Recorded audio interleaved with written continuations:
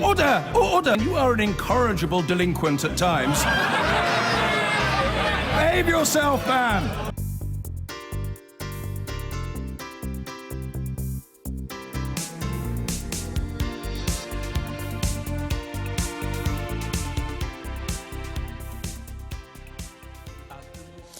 Now, while Europe says a Brexit deal is within touching distance, the issue of the UK's border with Ireland remains a major sticking point.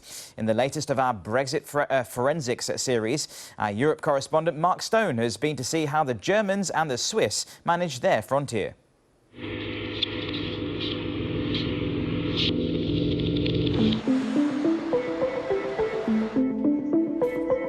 If there is a border which works like clockwork, then surely it's here.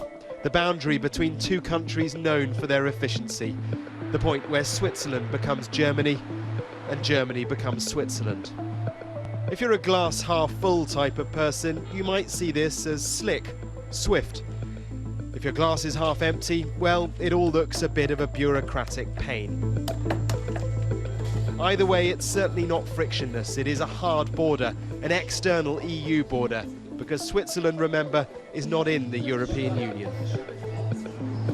It's not a bad place to begin a journey to understand what some worry our borders might look like post-Brexit. Well, this is coming to the end now of a long, long line of trucks heading from Switzerland, not in the EU, into Germany, in the EU. It's hardly frictionless. You see, the Swiss have rules and regulations which are very closely aligned to the EU, just like Mrs May's plan for Brexit. So this doesn't look good. The journey to our first meeting with the Swiss customs officers involves twists and turns through the border labyrinth. Zum englischen Fernsehen kommen, oder? Also sie filmen nur so über. Thomas Fisher runs this border crossing and he's proud of its efficiency. The lorry drivers are sometimes surprised how fast they can pass the border in Switzerland. Usually they wait on the parking lot till they make all the clearance. And he gave us the tour. The paperwork usually is done by a custom agent. Then he comes here to the German customs. He makes here the export clearance. We have to check them because even the European community have to check that the lorries leave European Union.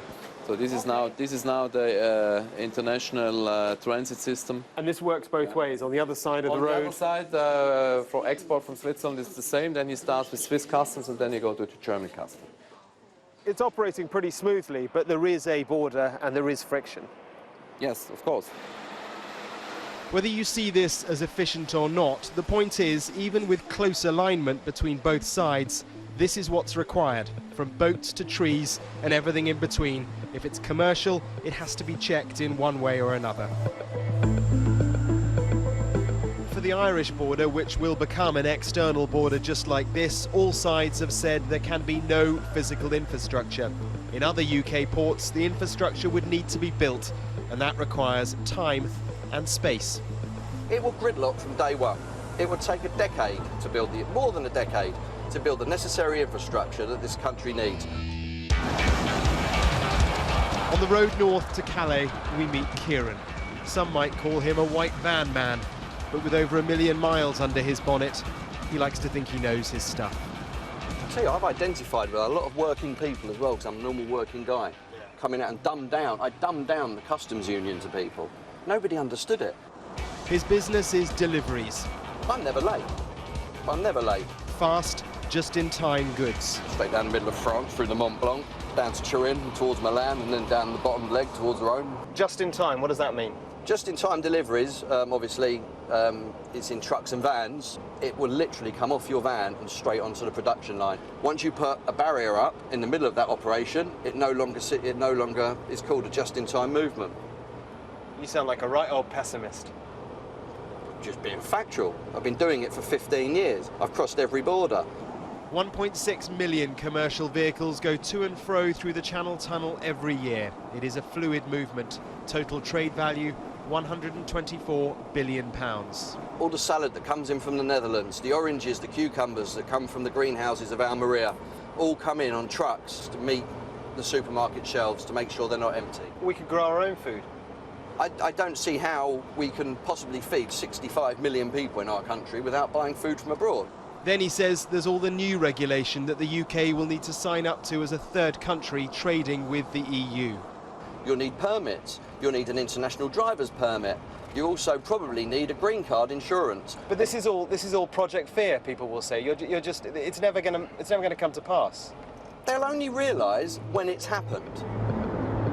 The journey has demonstrated that on the edge of a trade and customs union, there has to be a border. And where there's a border, there are queues. The challenge for the Brexit brains is to defy that principle, and they haven't got long. Do you know, I've been talking to you for so long, I forgot to book my train.